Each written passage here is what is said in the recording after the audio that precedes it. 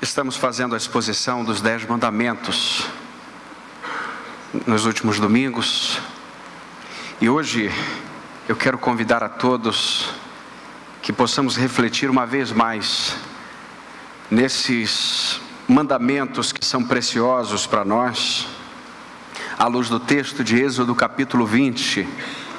E hoje nós estamos na exposição dos versos 4 a 6, Êxodo capítulo 20, dos versos 4 a 6, vamos fazer a exposição do segundo mandamento, do Decálogo,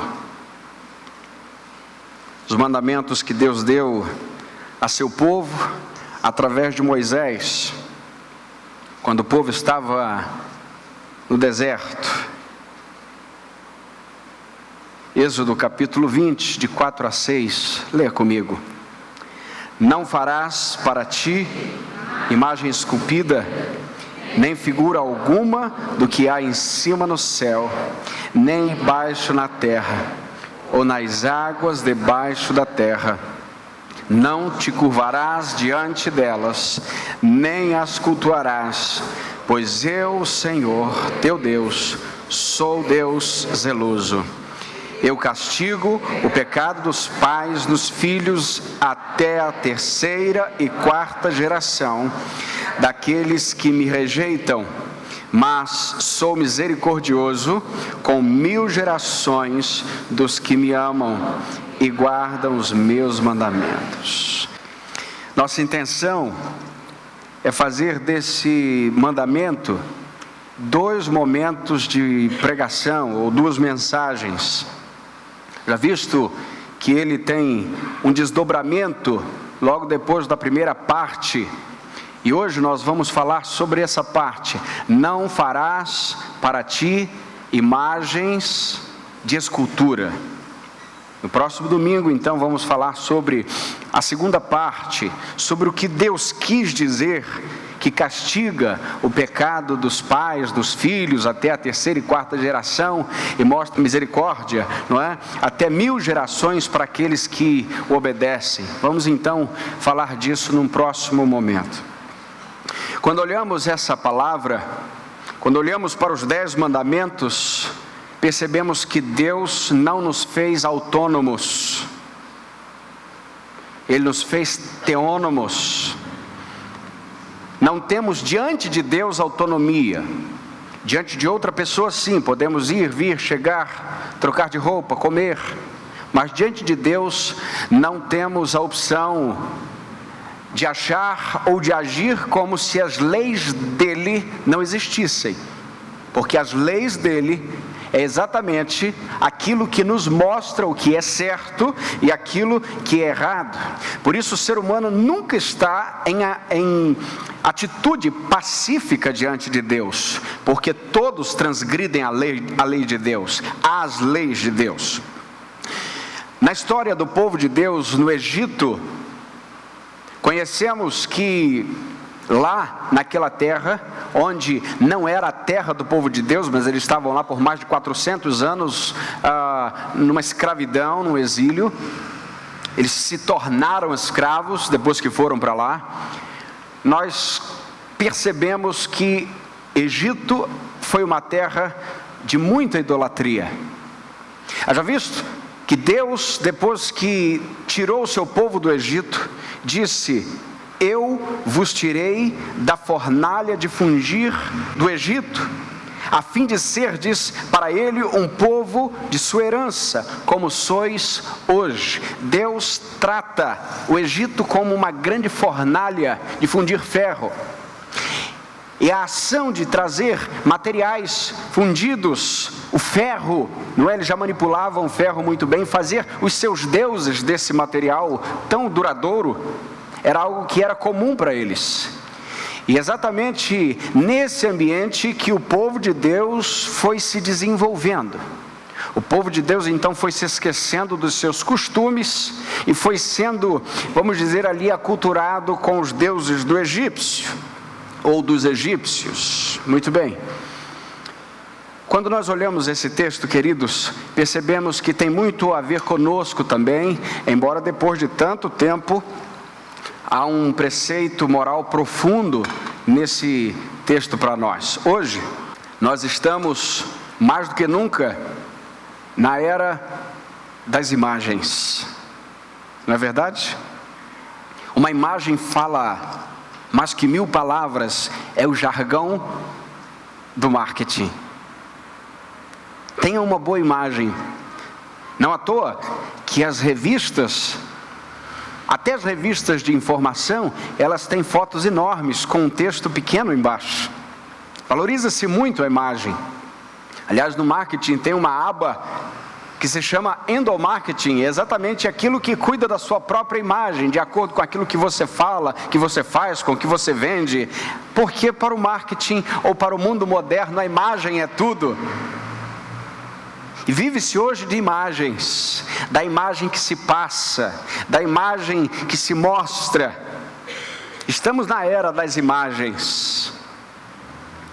Quando olhamos para o texto, lembramos que a história mais conhecida de idolatria, certamente é a do bezerro de ouro, de Êxodo capítulo 32. Essa é uma imagem emblemática porque Deus chama Moisés para o Sinai, para o cume do Sinai. Depois de 3 meses de saída do Egito, eles acampam ao pé do Sinai. Deus proíbe que o povo passe, mas chama Moisés para o monte. E o texto diz, no capítulo 20, no verso 18, que todo o povo presenciava os trovões e os relâmpagos e o som da trombeta e o monte que fumegava. Vendo isso, o povo ficava de longe, tremendo de medo. A cena era de pavor para eles. Por isso, diz o texto no verso 21, o povo estava em pé de longe. Moisés, porém, foi até as trevas espessas, onde Deus estava. E o texto diz ainda, no capítulo 24, no verso 18, que Moisés ficou lá por 40 dias e 40 noites. E o povo aqui embaixo. Em Êxodo capítulo 31, verso 18, nós vemos que quando o Senhor acabou de falar com Moisés, no monte Sinai, deu-lhes as tábuas do testemunho, as tábuas de pedra, escritas pelo dedo de Deus. Lá em cima, tudo bem. Deus falando com Moisés, Moisés ouvindo ao Senhor, mas lá embaixo, Arão, irmão de Moisés, que ficara para cuidar do povo, para liderar o povo, não estava dando bons sinais, e o povo também estava mostrando grandes problemas. E nós não conseguimos falar bem do segundo mandamento sem olhar para o capítulo 32 de Êxodo, que é o momento que Moisés desce do Sinai 40 dias depois, e flagra o que está acontecendo no meio do povo. O que está acontecendo naquele momento? E desde já, nós queremos perceber diante desse texto quais são os problemas da idolatria. Identificar pelo menos 6 problemas da idolatria, pelo menos 6. O primeiro problema da idolatria é que a idolatria é um pecado de insatisfação com Deus. Vamos dizer isso juntos. Idolatria é um pecado de insatisfação com Deus. Leia comigo 32:1 de Êxodo. Vendo que Moisés demorava para descer do monte, o povo juntou-se em volta de Arão e lhe disse: levanta-te, porque não sabemos o que aconteceu a esse Moisés, homem que nos tirou da terra do Egito. Arão, já fazem 40 dias, onde é que está Moisés? A gente só vê trovões, nós só vemos esse movimento todo. Note que o povo foi perdendo medo, perdendo respeito. 40 dias depois eles já não tinham medo. E nem sempre estar perto das coisas sagradas dá temor ao teu coração o tempo todo. Aqui percebemos que o povo estava insatisfeito com Deus. Deus nos tira do Egito e nos deixa esperando aqui 40 dias. Que negócio é esse? Que situação é essa? Quer dizer então que a gente tem que andar no relógio de Deus? Vamos fazer o seguinte: vamos aqui, de alguma maneira, fazer um Deus para nós, porque esse Deus nos deixa esperando demais.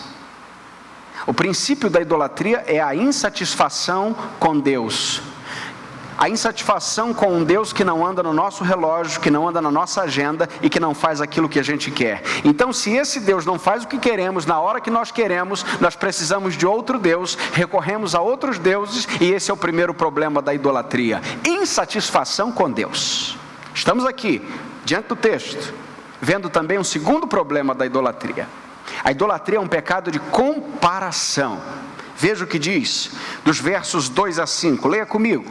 E Arão lhe disse: tirai os brincos de ouro das orelhas de vossas mulheres, de vossos filhos, de vossas filhas, e trazei-os aqui. Verso 3, então, e os levou a Arão. Ele os recebeu das suas mãos e deu forma ao ouro com um cinzel, fazendo dele um bezerro de fundição. Então eles exclamaram: ó Israel, aí está o teu Deus, que te tirou da terra do Egito. Verso 5, vendo isso, Arão edificou um altar diante do bezerro e proclamou: amanhã haverá festa ao Senhor. Veja, eles tomam uma imagem de um bezerro, e não é qualquer bezerro, é um bezerro de metal fundido, de ouro.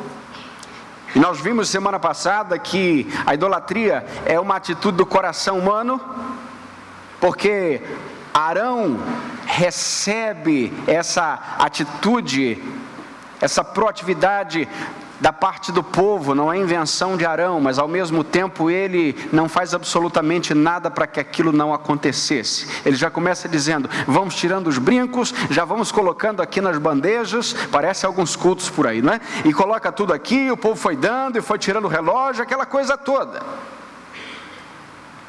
Desse jeito. Eles fazem um bezerro.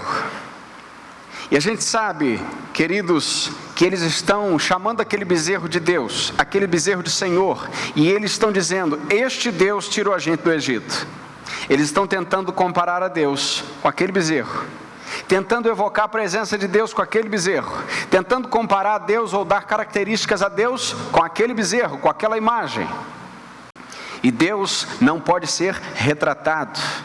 Luiz Saião disse certa vez que o problema de uma imagem sobre Deus é que pelo menos 90% de Deus ficaria do lado de fora. Ou seja, a grande parte de Deus não seria retratada. Outra pessoa também já disse que Deus é impossível se retratar numa imagem, porque seria impossível que uma imagem só comportasse tanto o amor quanto a justiça de Deus. Diante disso, queridos, nós temos um povo tentando desenhar Deus, ou pelo menos tentando comparar o Deus verdadeiro a um Deus falso. E nós temos uma lista de comparação de um autor chamado Heifler, num livro chamado A Ética dos 10 Mandamentos. Ele traz uma tabela que fala sobre diferenças básicas. Eu trago pelo menos algumas: do Deus vivo e de um Deus que é uma imagem. Por exemplo, uma imagem é visível, mas Deus é invisível. Uma imagem é mutável e Deus é imutável. Uma imagem é destrutível, mas Deus é indestrutível. Uma imagem é comparável, Deus é incomparável. Uma imagem é cansável, Deus é incansável. Uma imagem é abalável, Deus é inabalável. Uma imagem é impessoal, mas Deus é pessoal. Uma imagem é controlável, mas Deus é incontrolável. Uma imagem é incomunicável, mas Deus é comunicável. Uma imagem é inanimada, mas Deus é vivo. O que percebemos, queridos, é que aquele povo está tentando fazer uma imagem morta, tentando apontar para um Deus vivo. Aí chegamos no livro de Isaías, no capítulo 40, e Deus faz uma pergunta, leia comigo: com que podeis comparar a Deus? A que figura ele se assemelha? A um ídolo que o artesão funde, que o ourives cobre de ouro, forjando-lhe também correntes de prata? Ao ídolo do pobre, ele não pode oferecer tanto, mas escolhe madeira que não apodrece e procura um artesão talentoso para esculpir uma imagem que não se moverá. O que o texto está dizendo é: será que vocês podem comparar um Deus vivo com essas coisas que os homens fazem? A primeira coisa que Deus está dizendo em Isaías 40 é: não comparem o Criador com coisas criadas. Ele não é igual e nem comparável. E aí ele continua dizendo por que ele não pode ser comparável. Veja os versos 25 e 26, leia comigo. Diz o santo: com que me comparareis? Com quem eu me assemelho? Levantai os olhos para o alto e vede. Quem criou essas coisas? Foi aquele que faz sair o exército delas, segundo o seu número. Ele chama a todas pelo nome, por ser ele grande em força e forte em poder, nenhuma delas faltará. O que Deus está dizendo? Vocês estão me comparando com uma criatura de vocês, mas não podem fazer, porque eu sou o Criador. Olhem as estrelas, olhem o exército dos céus, quem criou fui eu, e eu não posso ser comparado com nada e nem com ninguém. E aí, queridos, Deus está dizendo para o povo, ainda no verso 27, porque dizes, ó Jacó, e falas, ó Israel, o meu caminho está escondido do Senhor, e o meu direito passa desapercebido. O que Deus está dizendo é: vocês acham que eu sou cego como um ídolo? Vocês acham que quando vocês oram, eu estou cego como um ídolo? Eu estou surdo como um ídolo? E aqui, queridos, nós percebemos uma coisa importante: que idolatria não é só adorar um Deus falso, mas é tentar adorar o Deus verdadeiro com ideias falsas sobre ele. Vou repetir. Idolatria não é só quando alguém está diante de uma imagem. Idolatria é quando alguém chega diante de Deus tendo uma ideia falsa sobre ele. Ora a Deus como se ele não tivesse ouvidos para ouvir.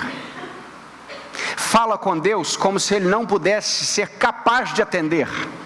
Por isso, muitas vezes, a falta de fé é uma espécie de idolatria, porque não cremos no caráter de Deus e assemelhamos Deus a ídolos inanimados e incompetentes. Compreende? Por isso há muita idolatria no coração em certos momentos de oração. E há uma oração que deve sempre figurar no escopo da nossa fala com Deus: ajuda-nos na nossa incredulidade.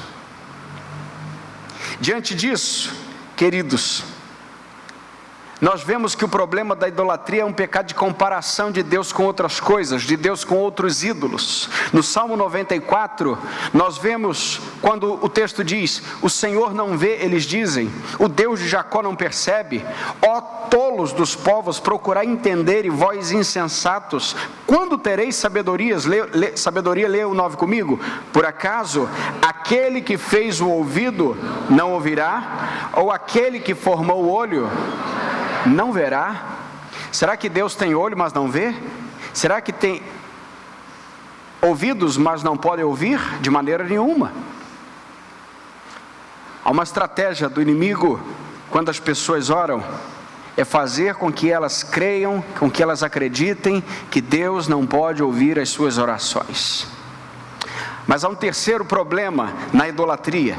A idolatria é uma porta de entrada para outros pecados. Veja o que diz o texto ainda no capítulo 32 de Êxodo. Leia o 5 e o 6 comigo. Vendo isso, Arão edificou um altar diante do bezerro e proclamou: amanhã haverá festa ao Senhor. No dia seguinte, eles se levantaram cedo, ofereceram holocaustos e trouxeram ofertas pacíficas.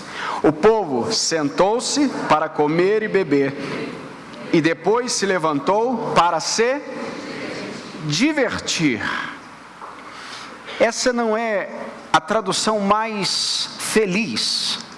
A tradução talvez que se assemelhe com, talvez seja um pouco mais fiel ao que de fato estava acontecendo, é a NVI, quando o texto diz que eles se levantaram para se entregar à farra. Se alguém tem a NVI, ela diz isso. Não é uma diversão do tipo, vamos pular a amarelinha aqui, vamos fazer uma roda e fazer uma coisa do tipo, aquela social dos retiros antigos, aquelas rodas legais que aconteciam. Não sei porque que não acontece mais hoje. Não era isso. Aqui é um tipo de orgia, é adultério. O povo estava desenfreado, porque um abismo gera outro abismo, e um pecado abre a porta para mais um pecado. O povo está diante de um Deus que é o touro. Agora veja, um bezerro. Os egípcios tinham em seu compêndio de deuses um que se chamava Apis, e ele era figurado por um touro, e era o deus da fertilidade. Faz sentido? E agora eles se entregam às orgias diante do deus da fertilidade, o deus Apis. Aí eles chamam de bezerro porque touro ia dar muito na pinta. Então eles colocam algumas leves diferenças, talvez, a gente não sabe. Mas é exatamente assim quando o povo de Deus quer pecar e arruma as suas desculpas para se afastar de Deus. Quando o povo de Deus tenta se assemelhar ao povo do mundo. E agora eles estão diante deste Deus, eles estavam adorando, e eles estavam com um comportamento cheio de lascívia, um comportamento cheio de luxúria, um comportamento completamente tomado pela sensualidade. E aqui nós temos um grave problema, queridos. Veja o que diz os versos 23, 24 e 25, para que você entenda. Eles me disseram, é Arão falando, faze-nos um Deus que vá à nossa frente, porque não sabemos o que aconteceu a esse Moisés, o homem que nos tirou da terra do Egito. Então ele os disse, quem tem ouro, tire-o. Quando eles trouxeram a mim, leia comigo, coloquei o ouro no fogo, e saiu esse bezerro. 25, vendo Moisés que o povo estava descontrolado, pois Arão o havia deixado assim, expondo-o à zombaria dos seus inimigos. Opa, temos uma informação importante aqui, uma informação muito importante. Primeiro, Arão certamente está fazendo ali um Deus para o povo, e ele está tentando fazer um Deus que se assemelhe ao máximo ao comportamento do povo. Aí o que ele diz? Eu botei o ouro aqui e saiu um bezerro. Porque o que me inspirou foi exatamente esse comportamento. Deus não se compara, mas os homens procuram sempre ídolos que se pareçam consigo mesmos. A segunda questão, queridos, é que, olhando a consequência disso, o texto diz, Arão o havia deixado assim, expondo a zombaria dos seus inimigos. Por quê? Porque Deus não tolera o pecado. Olhando, por exemplo, na época de Balaão, que ele tentou, pago por Balaque, profetizar contra o povo de Deus e não havia conseguido, lembra disso? E ele disse, eu não posso amaldiçoar o que Deus abençoou, porque Deus não é homem para que minta, e nem filho do homem para que se arrependa. Aí ele fecha isso, mas ele diz, eu tenho outra estratégia, porque na fala assim não está dando. Você faz o seguinte, envia mulheres estrangeiras para o meio do povo, porque quando elas forem, elas vão levar os deuses delas. E aí esse povo que gosta também de uma idolatria, não só vai casar com essas mulheres, mas vai também aderir aos deuses delas. E quando eles fizerem isso, o Deus de Israel, se eu conheço bem, Ele não vai estar com eles. Ele os entregará nas mãos de seus inimigos. Nessa hora, então, você pode entrar, que eles estarão vulneráveis. Compreenda agora por que o texto diz: vendo Moisés que o povo estava descontrolado, pois Arão o havia deixado assim, expondo a zombaria dos seus inimigos. Compreendeu? Por que o povo estava suscetível aos inimigos?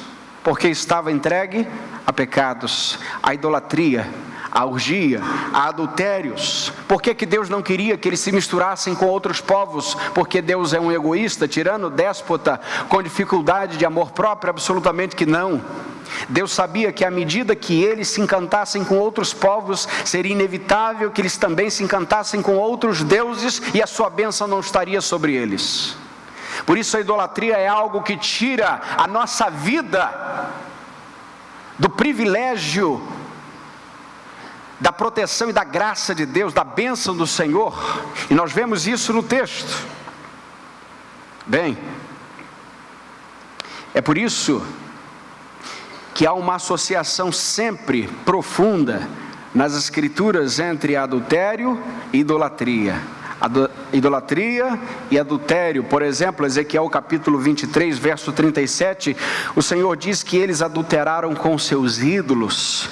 Em Oséias capítulo 4, verso 12, Deus diz: o meu povo consulta ídolo de madeira e a sua vara lhe dá respostas. Por quê? Porque o espírito de prostituição os enganou, e eles, prostituindo-se, abandonaram o seu Deus. Um abismo gera outro abismo. Sabe qual é o problema do pecado? Você acha que sempre vai conseguir fazer uma vez só. Mas um pecado é sempre a porta para o próximo, e sempre a porta para o próximo.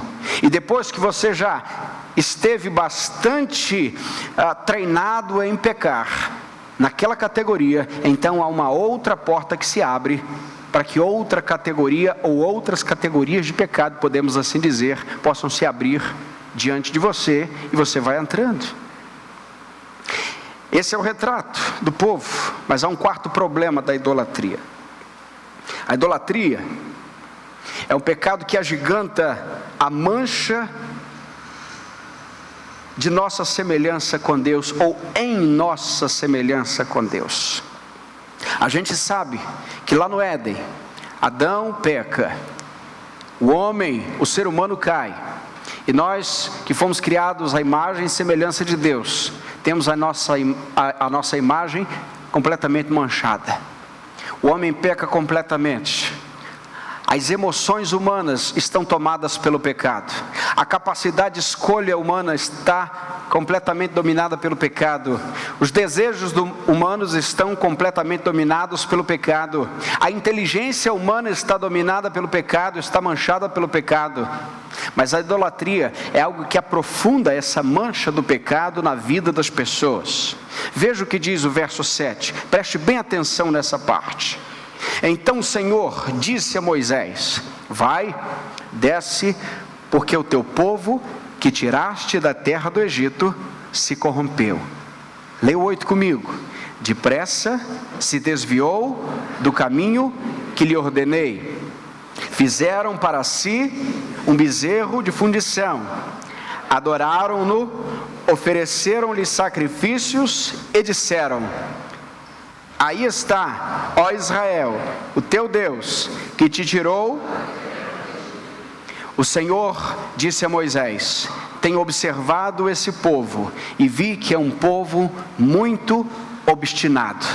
Agora veja, destaque para 3 expressões nesse texto, leia comigo. A primeira: depressa se desviou do caminho que lhe ordenei. A do meio: fizeram para si um bezerro. A terceira: povo muito obstinado.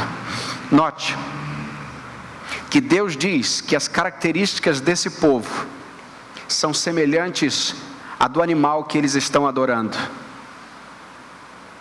Um boi bravo tem completa dificuldade de acertar o caminho. Eu já vi vídeos de homens tentando amarrar um boi bravo. É terrível. Se aquela corda solta, alguém morre. É um povo obstinado.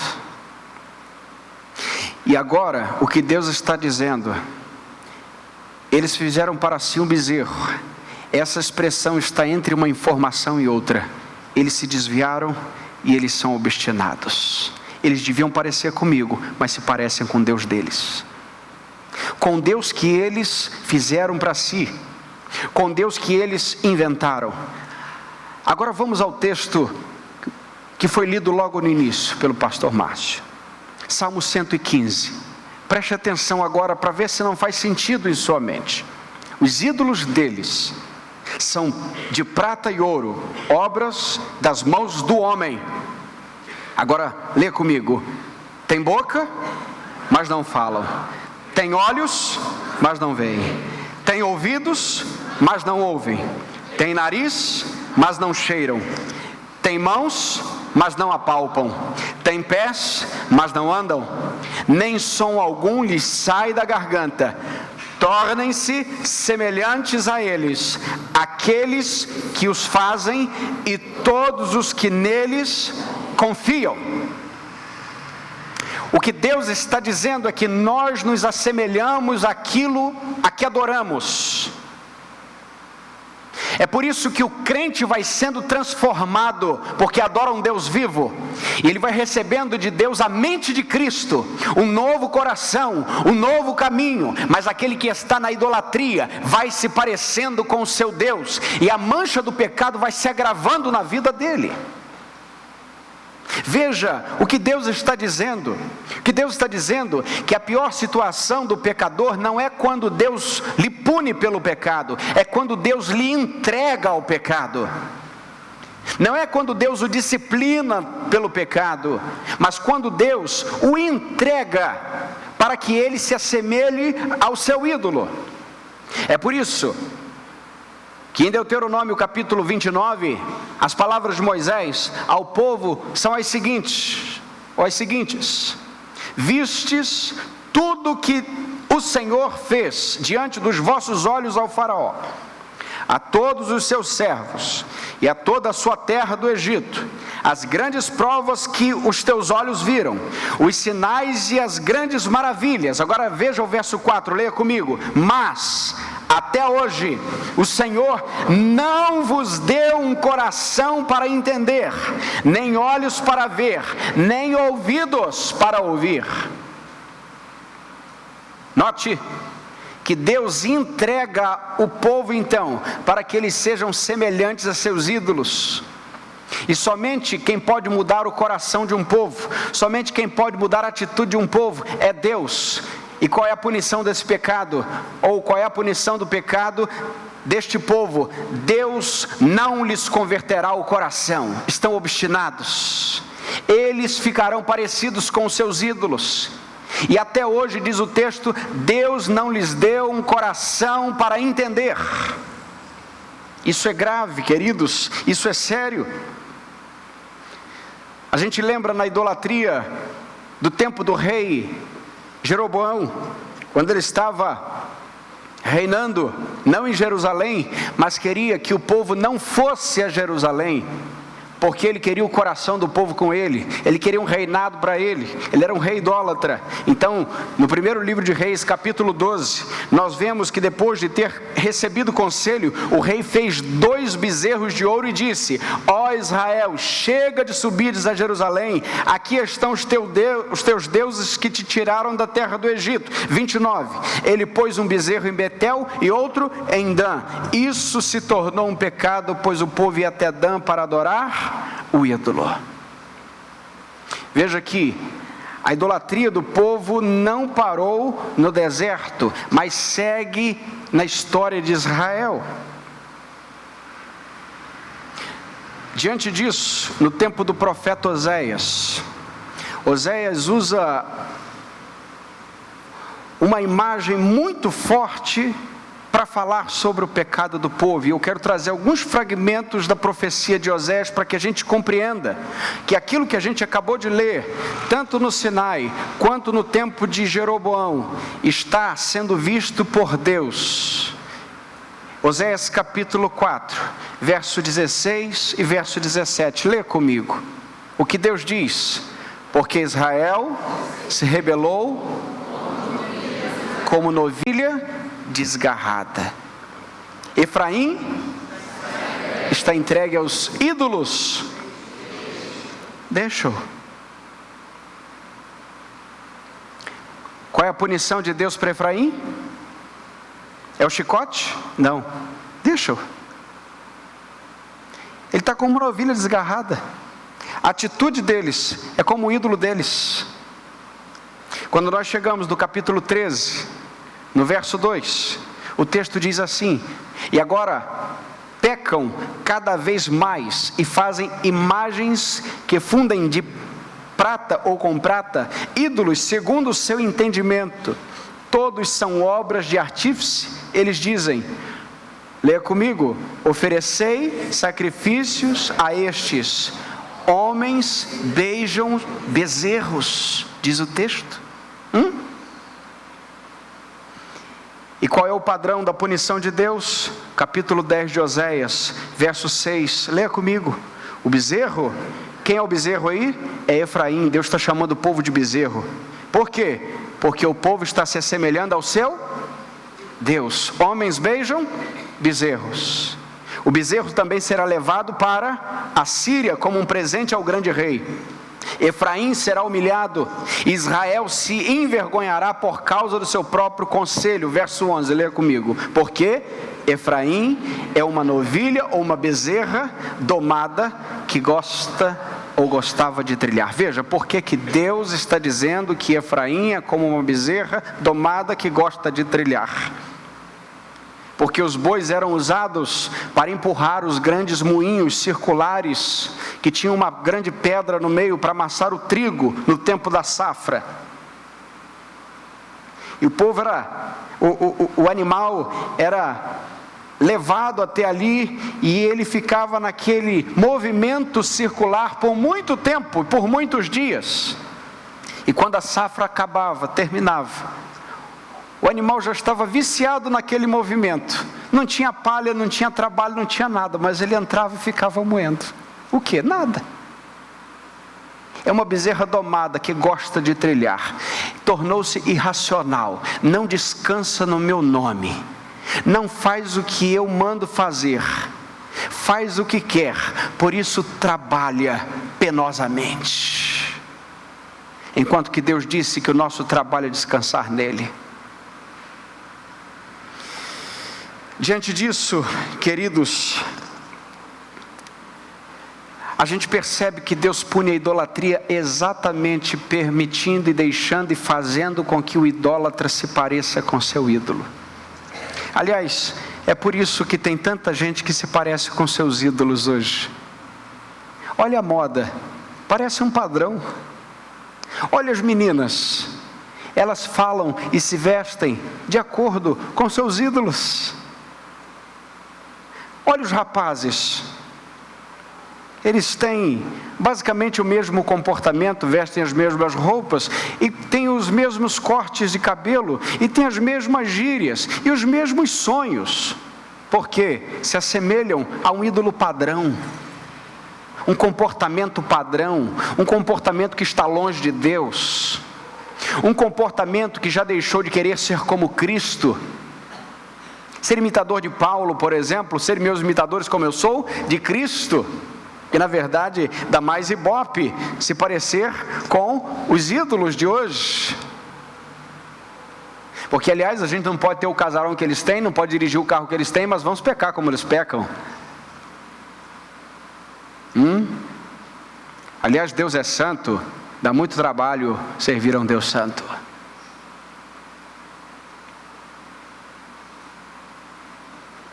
Garotos que se vestem com 4 anos de idade como seu ídolo do futebol, o pai, a mãe, o produzem como uma miniatura do ídolo que ganha milhões por mês.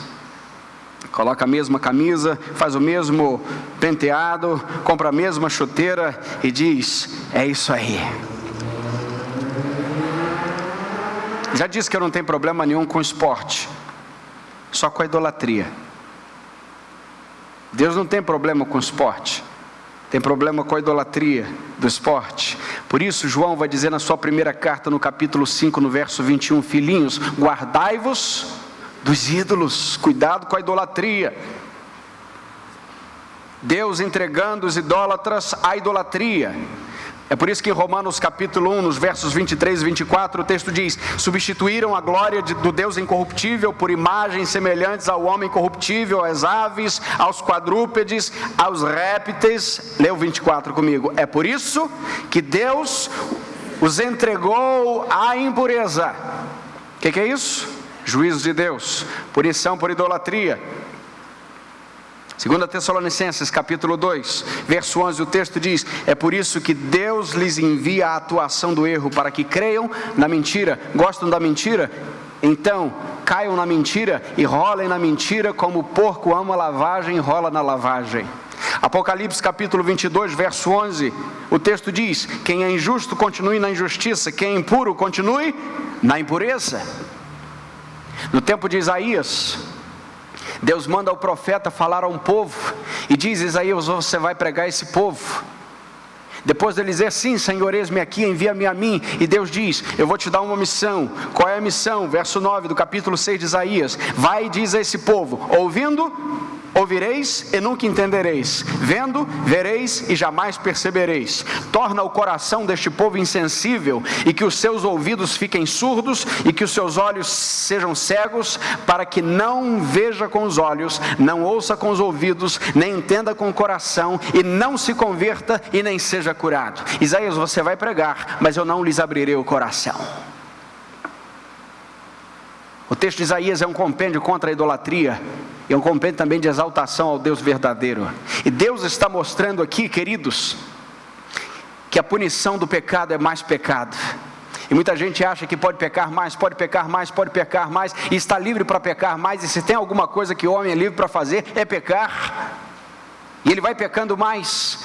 E quanto mais livre ele se sente para pecar, mais ele precisa compreender que está na maligna liberdade que o distancia do Senhor Deus. E o que é o inferno? O inferno, então, é a grande proporção para aqueles que escolheram viver uma vida longe de Deus por suas próprias concupiscências, por seus próprios pecados, decidiram de todo o coração e de toda a alma, porque para isso o homem é muito capaz de se manter longe de Deus. E agora o inferno vem como resposta de juízo divino. Vocês querem viver uma vida longe de mim, agora viverão uma eternidade longe de mim. Isso é punição. Isso é inferno. Mas ainda tem o quinto problema da idolatria. O quinto problema da idolatria é que ele é fruto da inclinação do ser humano para o pecado. Leia comigo Êxodo 32, versos 21 a 23. E Moisés perguntou a Arão: que te fez esse povo para que trouxesse sobre ele tamanho pecado? Arão respondeu: não se acenda a ira do meu Senhor. Agora juntos: tu conheces o povo e como se inclina para o mal. Eles me disseram: faze-nos um Deus que vá à nossa frente. Moisés, você conhece o povo e sabe como esse povo é duro de coração, como ele é inclinado para o mal. Você conhece, Moisés, a humanidade, e você lida com gente, e sabe que o povo tem inclinação natural para o mal. Por que você fez, Arão? Porque o povo gosta de pecar, porque o povo é idólatra, porque o povo é inclinado para o mal. Irmãos, veja, o que é idolatria, senão o resultado de uma inclinação forte. Qual é a resposta de Arão? Eu fiz o que o povo pediu. O povo tem inclinação para a idolatria, o povo tem inclinação para o mal. Por isso Levíticos 19:4 nós lemos: não vos volteis para os ídolos, nem façais deuses de metal para vós, eu sou o Senhor vosso Deus. Por que ele diz, não vos volteis para os ídolos? Porque é impossível se voltar para os ídolos sem dar as costas para Deus. O que é idolatria? É um pecado onde damos as costas para Deus. Sexto problema da idolatria: é um pecado, por fim, que traz a ira de Deus sobre o idólatra. Leia comigo o verso 10 de Êxodo 32. Agora disse Deus a Moisés: deixa-me para que a minha ira se acenda contra eles e eu os destrua, e farei de ti uma grande nação. Moisés, sai da minha frente que eu já vou arrebentar com esse povo. Vou começar do zero contigo. É Moisés, não, por favor, Senhor. Ira de Deus contra o pecado. Jonas capítulo 2, verso 18, o texto diz que aqueles que se apegam a ídolos inúteis afastam de si a misericórdia.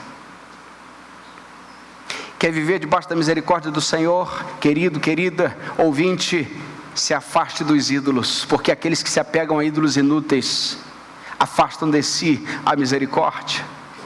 No Antigo Testamento, a punição da idolatria era com pena de morte.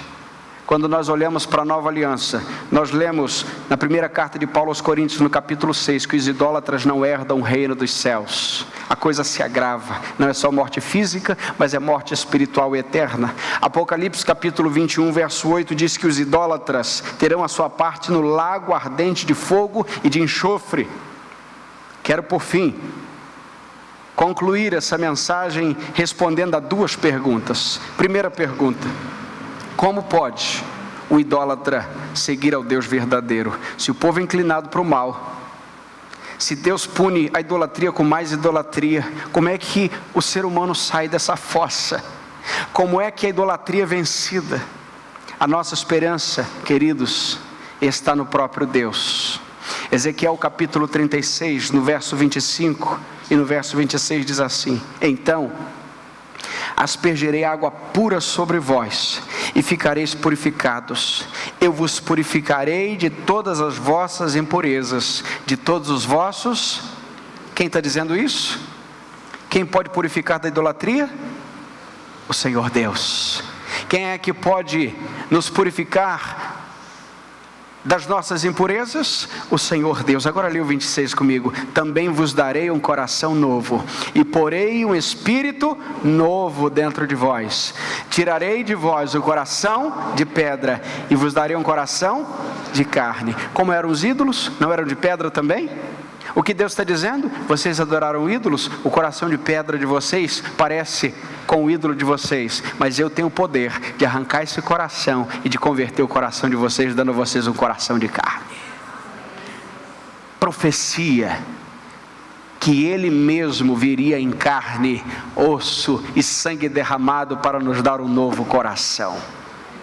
Que coisa extraordinária! Como é que um idólatra foge da idolatria? Pelo próprio Deus verdadeiro. Última pergunta: por que não precisamos então de imagens? A resposta é uma só: porque nós temos Cristo. Vamos juntos. Porque nós temos Cristo. Mais uma vez: porque nós temos Cristo. Quem é Cristo? Colossenses capítulo 1, verso 15. Ele é a imagem do Deus invisível, o primogênito sobre toda a criação. Importante compreender: imagem do Deus invisível. Um Deus que é invisível, um Deus que não se permite mostrar-se em sua forma, um Deus que é luz inacessível, mostra-se na vinda de seu Filho. E quando olhamos para o seu Filho, quando a humanidade olhou para o seu Filho, estava vendo também o Pai. Ele é a imagem do Deus invisível. Porque não precisamos de ídolos? Porque temos Cristo. O que foi que disse o apóstolo João no capítulo 1, no verso 14? Leia comigo para então terminarmos. E o Verbo se fez carne e habitou entre nós, pleno de graça, de verdade, e vimos a sua glória, como a glória do unigênito do Pai. Vimos a sua glória. O povo tocou na imagem do Deus invisível, Cristo. Só que ele não era só uma imagem, não era só um ídolo, era Deus entre nós. O Verbo se fez carne e habitou entre nós. No verso 1 diz: no princípio era o Verbo estava com Deus e o Verbo era Deus. Jesus disse: eu e o Pai somos um. Jesus disse: quem me vê, vê também ao Pai. Vocês não precisam de imagens, vocês não precisam de deuses falsos, porque está agora o Deus verdadeiro de Deus verdadeiro entre vós. Quem sabe você entrou aqui cheio de ídolos na sua vida. Aquele ídolo, vamos falar um pouquinho sobre isso na próxima mensagem, mas aquele ídolo, até quem sabe que você tem, de estimação, que você ganhou do seu pai, da sua avó, Mais importante do que aquilo que você ganhou do seu pai e da sua avó, é aquilo que você pode ter ganhado na cruz do Calvário. A salvação em Jesus. Por isso, assim como aqueles que são idólatras se semelham aos ídolos, quando nós somos tirados do império das trevas e somos trazidos para a luz, agora estamos diante de Jesus e nos tornamos mais semelhantes a Jesus todos os dias, porque Ele vai tirando o ranço do pecado da nossa vida, e toda a semelhança do inferno vai ficando para trás, toda a semelhança idólatra vai ficando para trás, todas as aspirações malignas vão ficando para trás, e nós vamos nos assemelhando a Jesus. No passado Deus falou muitas vezes e de muitas maneiras, mas nos últimos dias nos falou pelo Filho. Hebreus capítulo 1, verso 1. Deus falou. Significa que Deus não é um ídolo que não fala, que não cheira, que não apalpa e que não anda. Deus é vivo. E esse Deus vivo está aqui hoje. Não numa imagem, mas numa presença linda, que é a presença do Espírito de Jesus.